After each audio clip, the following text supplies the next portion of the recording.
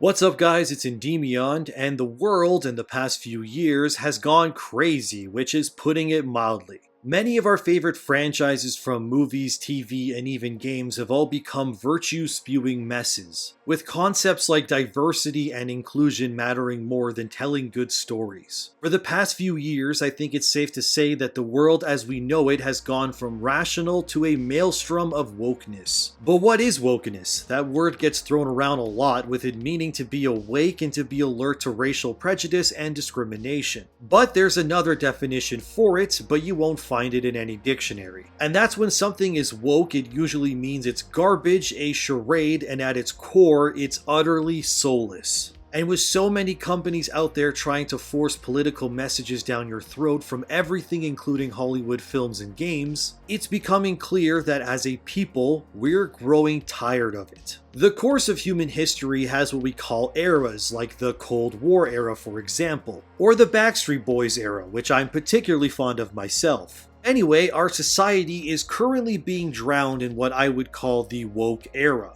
However, lately there's been symptoms of change, small cracks in the mask that many hide behind in this era of supporting the current thing, while doing nothing but protest and victimize themselves as if that's going to change anything. There's glimmers that there are those who are utterly tired of this nonsensical garbage, who want something more than what the millionaire actors and colored hair activists have been conditioned to believe and project. And like any other period in history, there will come a time for it to end in order to usher in a new era. And that, my dear viewer, is where we are heading right now. So let's talk about how we're entering the post-woke era and what it means for you, me, and the rest of the world.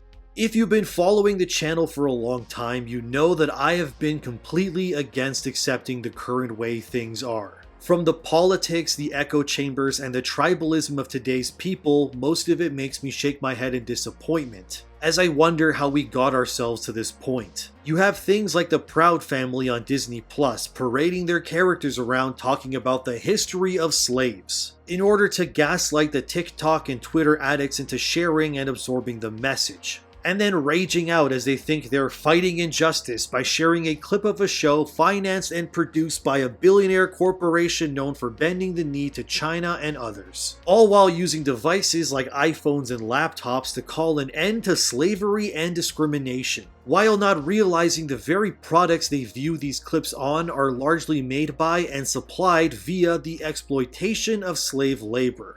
That phone you're using as you complain about injustices and better working conditions is powered by cobalt batteries, which are largely supplied by workers in the Congo who work for as little as $2 a day pulling cobalt from the mines in hazardous locations as they expose themselves to the toxins. But this actual reality will fall on deaf ears as the wokest of the woke don't care about those beneath them, and just see others as propaganda pieces to use in order to uplift their own sense of moral superiority. There's a lot of hypocrisy in today's world, with many young people believing they're freedom fighters pushing themselves against the patriarchy and the monolith of injustice in today's world. Yet all they do is throw their hands up in the air in rage while never lifting a finger or doing anything but complain while waiting for someone else to fix the problem. This whirlwind of being raised to hate and see yourself as a victim in every situation has done nothing but ruin our society for the worse. People are more disconnected than ever, with everyone clamoring over each other like World War Z zombies as they push whatever is currently politically correct in order to gain likes and followers. And if you couldn't tell, I don't care about supporting the current thing. In fact, I think a lot of what young people are worried about today, from climate change to which pronouns to use so that they don't offend each other,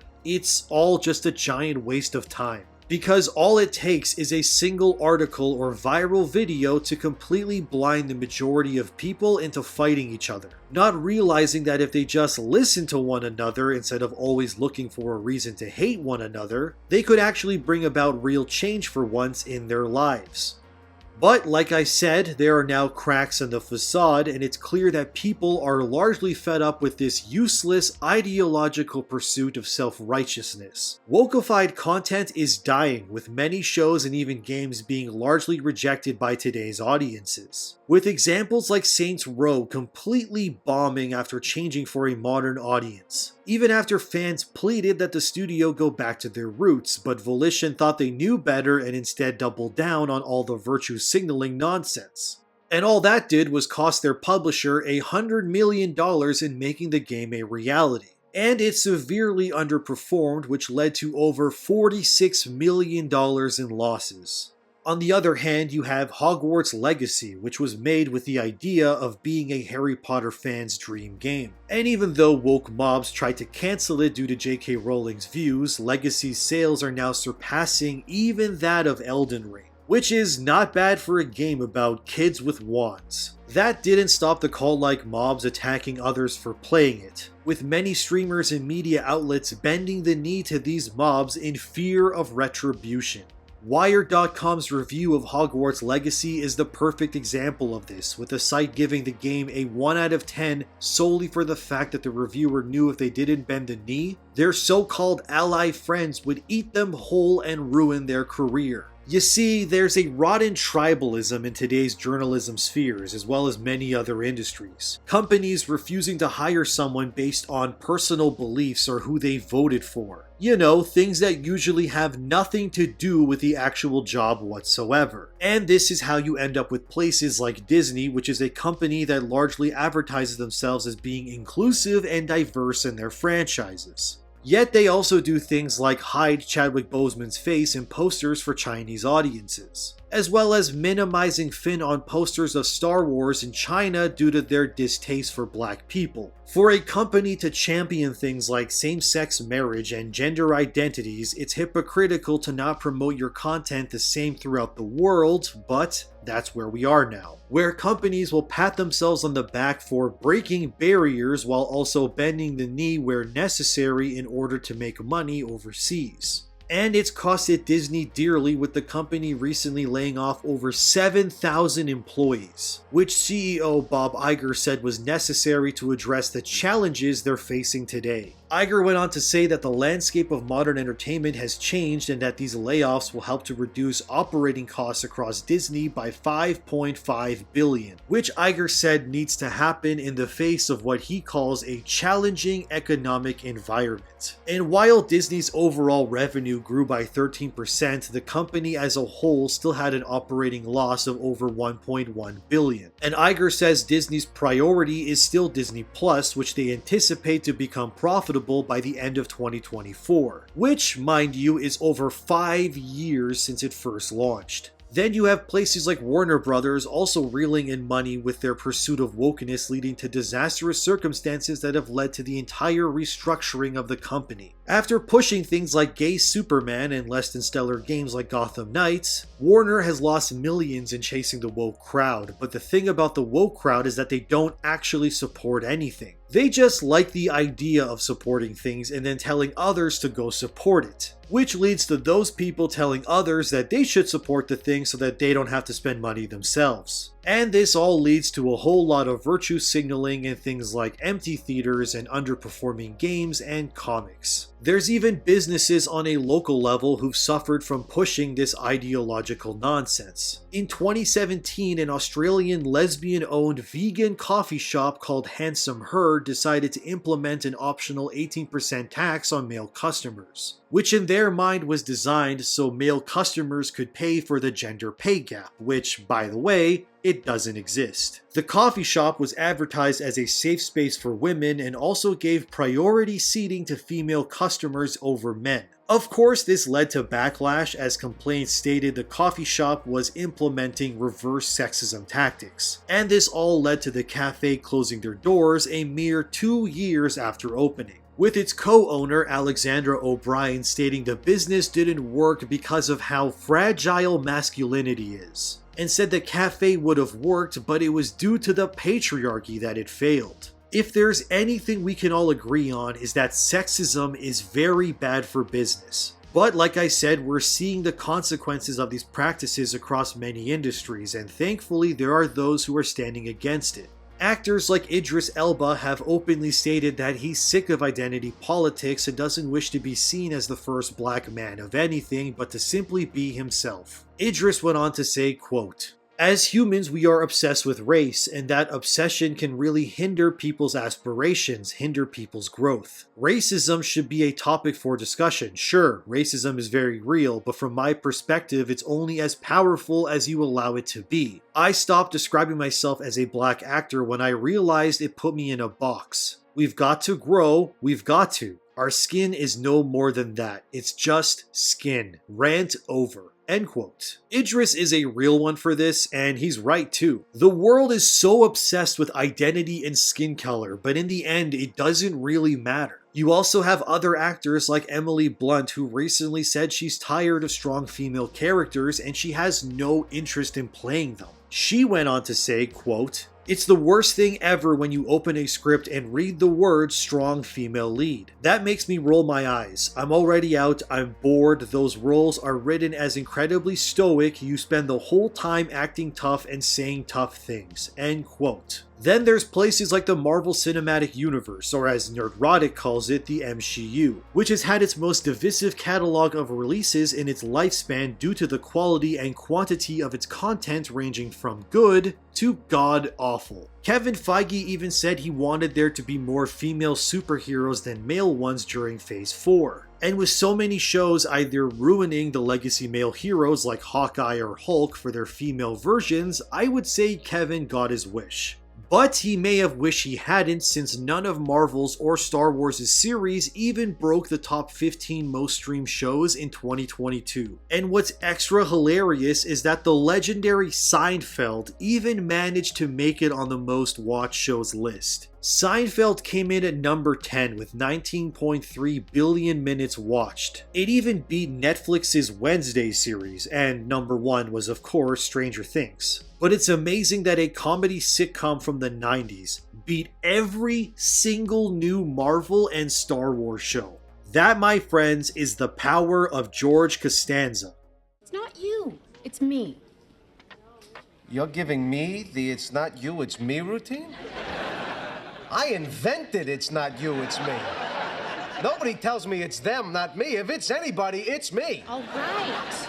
George, it's you. You're damn right it's me.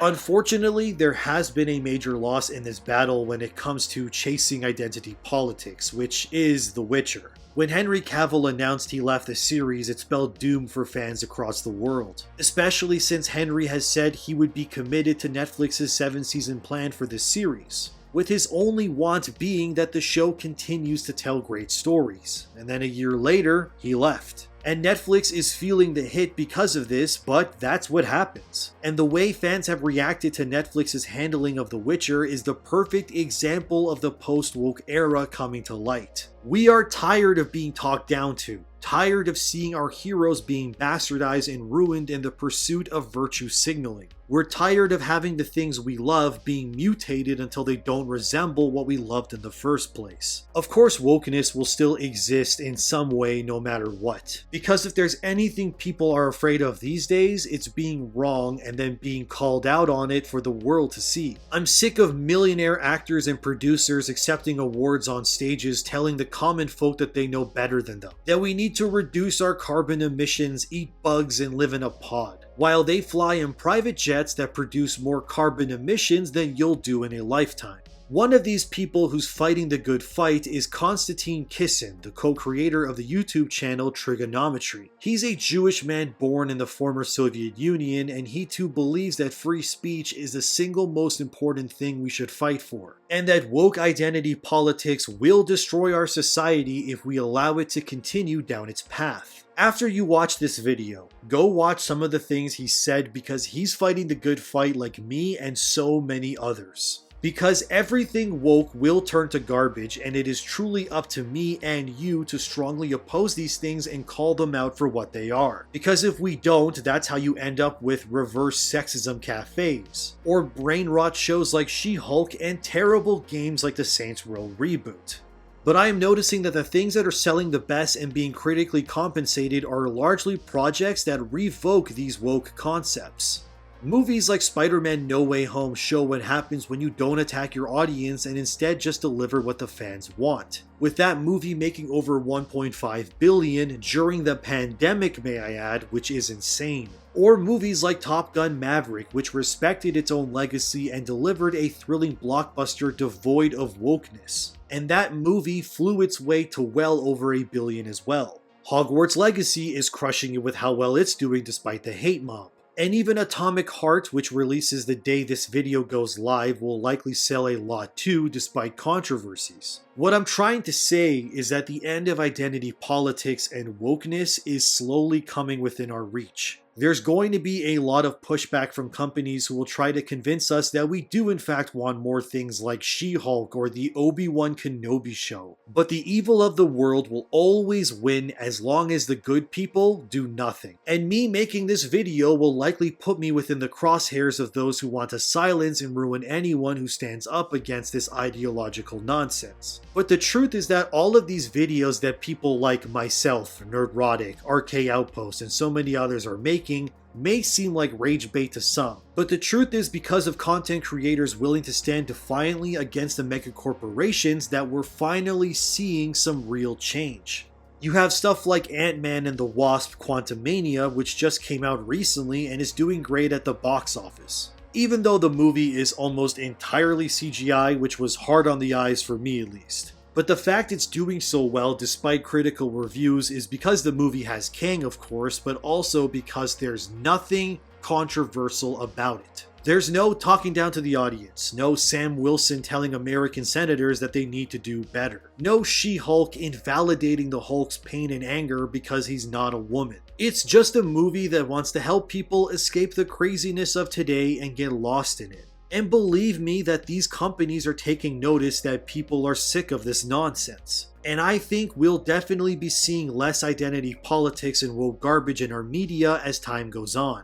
Because the end of the woke era is here, and like Rome, it's falling due to its own hubris. The woke era was never going to last because it's an empire built upon sand, with no foundation to hold it once its ideas are questioned and the people reject it. Of course, we'll still have many projects coming from Hollywood and others that'll be infested with this stupidity, but it's mostly because those projects have been in the pipeline for years and they have to be inevitably released. But don't worry, because people like myself and others will definitely hold them accountable. We can win pop culture back and usher in the new magnificent post-woke era in full. We can and will restore the foundations of what makes our society great. We can return to having great family values, ideals, and fun entertainment that doesn't attack us. The woke era's end has begun, and they have no one to blame but themselves for its death. So thank you for watching, share the video to help spread the word, I'd really appreciate it, and consider checking out my other stuff to keep free speech alive. Finally, I would like to end this video with a quote from one of my favorite characters in television, and in the words of Rust Cole, "Well, once there was only dark. You ask me, the light's winning."